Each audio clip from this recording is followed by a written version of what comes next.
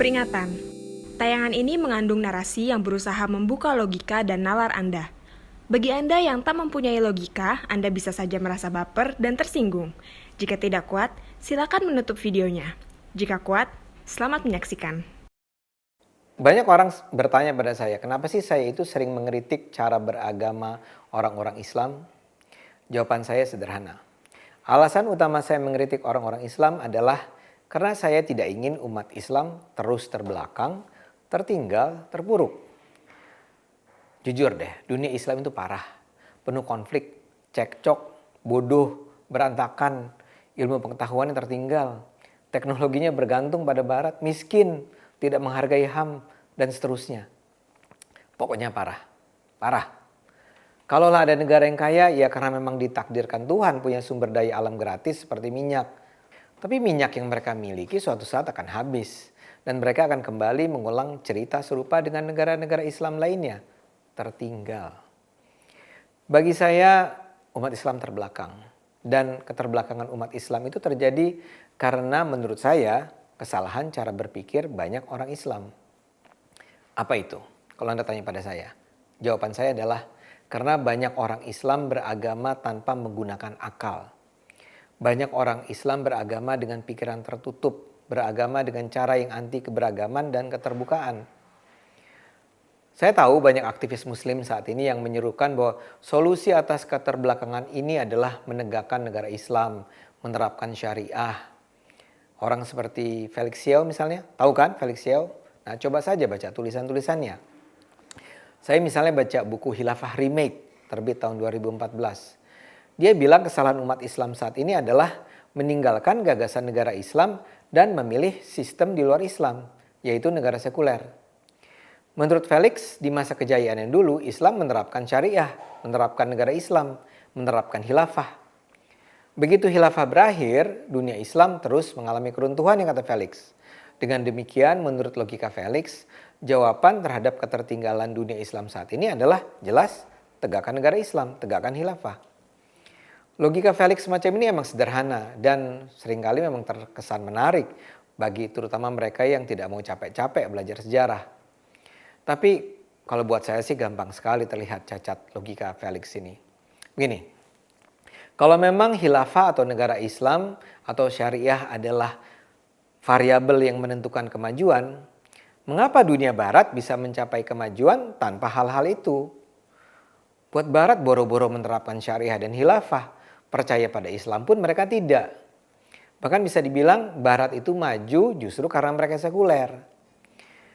Felix sebetulnya tidak perlu bikin kesalahan mendasar semacam itu kalau saja dia tekun mempelajari sejarah peradaban Islam. Ada begitu banyak buku ulasan yang menunjukkan bahwa kejayaan di masa Islam di masa lalu itu didasari bukan oleh karena agama atau sistem politik. Yang menentukan kemajuan Islam di masa lalu adalah hal-hal yang sekarang juga menjadi faktor penentu keberhasilan dunia barat. Apa itu? Penghargaan dan cinta terhadap ilmu pengetahuan, keterbukaan berpikir, dan pertukaran keilmuan. Jadi kuncinya satu, ilmu pengetahuan. Kemajuan peradaban barat terjadi sejak zaman yang disebut pencerahan atau Renaissance yang meruntuhkan kebekuan berpikir di masa kegelapan. Eropa pernah punya masa kegelapan. Dan di masa kegelapan itu istana dan gereja itu melarang juga orang berpikir bebas. Ingat cerita Galileo Galilei? Kalau belum tahu ceritanya, browse deh, cari ceritanya. Galileo itu dihukum harus hidup dalam pengucilan karena menyatakan bahwa bumi mengelilingi matahari. Bukan matahari yang mengelilingi bumi. Kalau sekarang kita semua tahu itu benar. Tapi di masa lalu itu ditolak oleh istana, oleh gereja.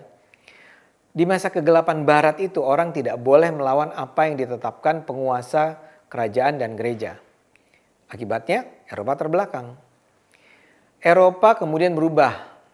Ketika berubah agama tidak dihabisi. Tapi cara beragamanya yang diubah. Kebenaran ilmu pengetahuan tidak lagi ditentukan oleh pemuka agama, bukan oleh pendeta, tapi oleh saintis. Kebenaran ilmu pengetahuan ditentukan oleh proses pencarian kebenaran yang dilakukan secara bertanggung jawab oleh para ilmuwan.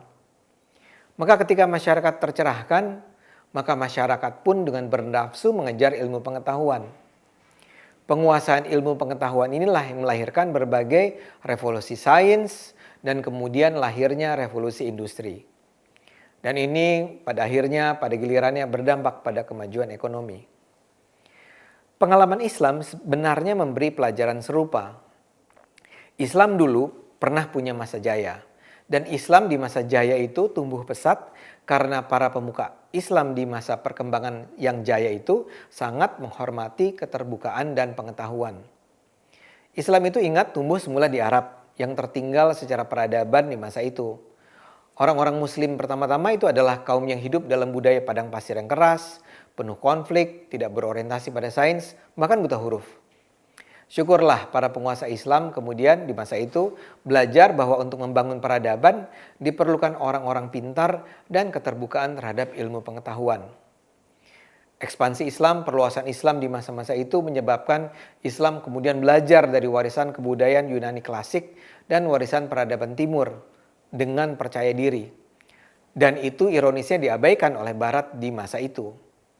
Buku-buku ilmu pengetahuan dan filsafat dari Yunani didatangkan dan kemudian diterjemahkan ke dalam bahasa Arab.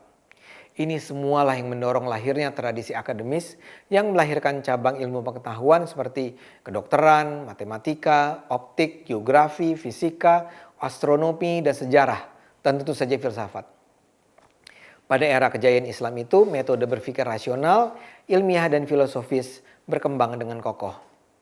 Landasan itulah yang memungkinkan lahirnya para ilmuwan, pemikir, filsuf, budayawan yang tak henti-henti melahirkan karya-karya yang membangun peradaban Islam. Kalau tidak percaya cerita ini, saya sarankan baca deh buku-buku tentang sejarah Islam. Jadi keterbelakangan umat Islam jelas tidak bisa diatasi dengan sekedar bikin negara Islam, khilafah. Kita harus berani mendobrak kebekuan berpikir yang ada dalam dunia Islam saat ini. Karena itu, kita harus berani mengkritik pemuka agama. Meninjau kembali ajaran agama yang nampak tidak masuk akal. Mengkritik cara berpikir dan perilaku umat Islam yang membawa dunia pada keterbelakangan. Jadi kalau saya akan terus mengkritik cara beragama banyak orang Islam, itu bukan karena saya membenci Islam ya. Bukan karena saya membenci orang-orang Islam. Saya justru ingin agar orang-orang Islam maju tanpa membawa ancaman.